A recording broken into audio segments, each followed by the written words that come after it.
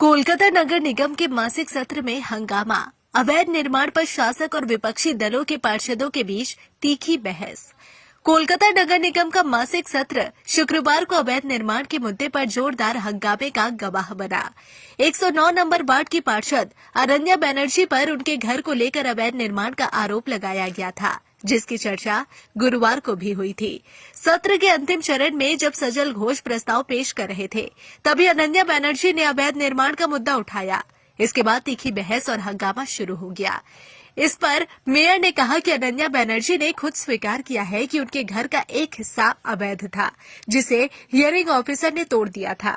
बाद में कानूनी कार्रवाई के तहत 35 लाख रुपए जुर्माना भरने के बाद उनके घर को वैधता प्रदान की गई। हालांकि बीजेपी पार्षद सजल घोष ने इसे गलत ठहराते हुए कहा कि मेयर गलत जानकारी दे रहे हैं। उन्होंने दावा किया कि वह अदालत में साबित करेंगे कि अनन्या बनर्जी का घर अवैध था। सजल घोष ने आरोप लगाया कि कोलकाता नगर निगम ने नियमों को तोड़कर अनन्या बनर्जी के घर को वैधता प्रदान की है।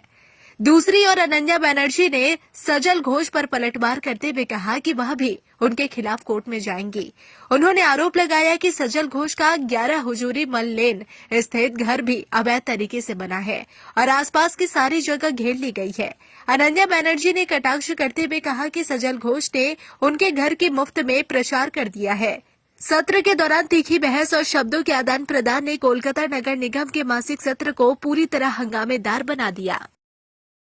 7 নম্বর প্রস্তাব অনুযায়ী যে বেআইনি রেগুলেশন বা ফিজ ধার্যের ব্যাপারে কলকাতা পৌরসভার যে শিডিউল রেট সে অনুযায়ী করা হয় এবং কলকাতা কর্পোরেশনের শিডিউল রেটের বাইরে আর অন্য কোনো পদ্ধতি বিল্ডিং ডিপার্টমেন্টের ফিজ ক্যালকুলেশন করতে পারে না।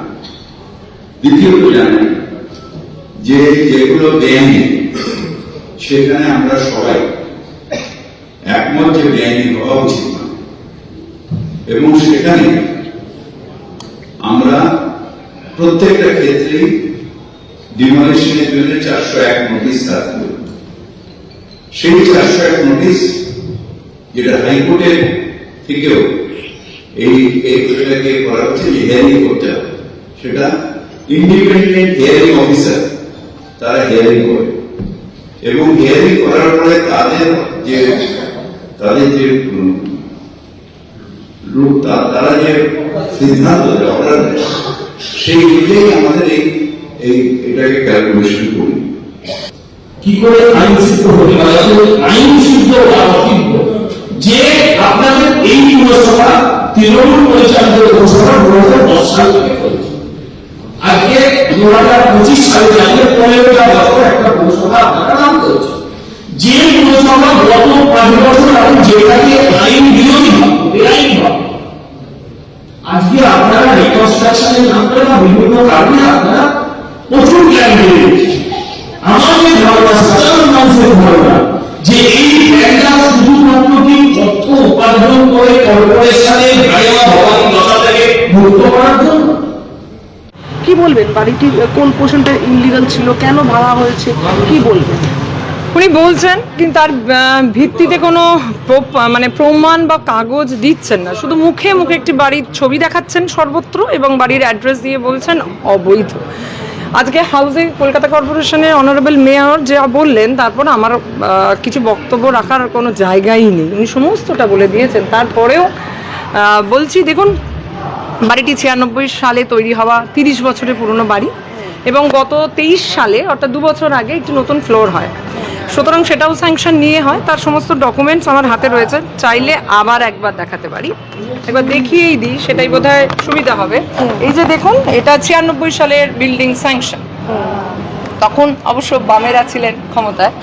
পরবর্তীকালে এটা অর্থাৎ 2023 সালে, আজ থেকে 2 বছর আগে একটি ফ্লোর নতুন করে করার জন্য কলকাতা কর্পোরেশনের স্যাংশন নেওয়া, স্যাংশন কলকাতা কর্পোরেশনের 2 বছর আগে। পরের অংশটা হচ্ছে টোটাল পুরো বাড়িটার স্যাংশন। এর পরের অংশটা উনি একটা কথা বলছেন, পিছনের জমি অ্যামালগ্যামেট করে, এটা তার কাগজ। অ্যামালগ্যামেশন ইজ এ লিগাল প্রসেস, অর্থাৎ আপনি যদি কোনো জমি কেনেন সেই জমিটাকে অ্যামালগ্যামেশন না করলে বরং সেটা ইললিগাল হয়। আমি ফিজ দিয়ে অ্যামালগ্যামেট করেছি, অর্থাৎ দুটো জমি জুড়েছি, জুড়লে তার জন্য বিল্ডিং প্ল্যান জানতে হয় না, রাজনীতি করতে হয় না, কলকাতা কর্পোরেশনে আইন জানতে হয় না। দুটো জমি হলে তার এফআইআর বেড়ে যায়, অর্থাৎ একটি জমিতে যতটা আপনি পাবেন দুটো জমি জুড়লে তো তার চেয়ে বেশি পাবে। এটা তো সহজ অঙ্ক, এর মধ্যে তো অন্য কোনো রাগ রাগ ঢুক ঢাক ঢাক নেই, হাসাস নেই। সুতরাং অ্যামেলগামেটের পর জমির এফআইআর আরও বেড়ে গেছে। তাহলে উনি একটা প্রশ্ন করছেন যে কেন তাহলে ওটাকে রেগুলার করতে হলো। হ্যাঁ, এটা একটা $1 মিলিয়ন কোয়েশ্চেন, এখানেই জল ঘোলা। এবং উনি যা বেঁকিয়ে বেঁকিয়ে নানা রকমভাবে বলছেন, তাতে করে মানুষের মনে হতে পারছে যে কেন তাহলে সত্যি রেগুলার করতে হলো। এবার বলি, 30 বছরের পুরনো বাড়ি, ইন্টারনাল চেঞ্জেস, ভিতরে যদি আপনি কোনো চেঞ্জ করেন তাহলে কিছু ডেভিয়েশন হয়। সুতরাং এই বাড়িটি 96 সালের প্ল্যান পাস করা বাড়িটি যখন 2023-এ করতে যাওয়া হয়েছে প্ল্যান নিয়ে একটি নতুন ফ্লোর, তখন তার সিঁড়িটি ভেঙে পড়ে এবং সেইটি সেফটি এবং সিকিউরিটি কারণে তার তড়িঘড়ি একটি সিঁড়ি করতে হয়। এবং এইটি যখন কলকাতা কর্পোরেশনকে জানানো হয় তখন ওনারা বলেন তাহলে এটাকে রেগুলার করতে হবে, কারণ প্রথমবার যে নতুন এক্সট্রা ফ্লোর 2023-এ হয়েছিল তখন কিন্তু সিঁড়ি আর লিফটের কথা বলা হয়নি, কারণ দরকার ছিল না, পুরনো বাড়ির সিঁড়ির অ্যাভেলেবেল ছিল। কিন্তু যখন 23-এ বাড়িটি হয়, ফ্লোরটি হয়, তখন সিঁড়িটি ভেঙে পড়ে। কেউ হাত গুনতে জানে না তো যে সিঁড়িটি ভেঙে পড়বে, তাই নতুন সিঁড়ির জন্য প্ল্যান দেওয়া হয়। যদি ধরতাম, হাত জানতাম অথবা জানতাম, তাহলে আলাদা করে কলকাতা কর্পোরেশনকে টাকায় ফিজটা দিতে হতো না, বেঁচে যেত। কিন্তু এটা জানা যায়নি, কাজ করতে করতে এইরকম অভিজ্ঞতা হয়েছে, সিঁড়িটি ভেঙে পড়েছে,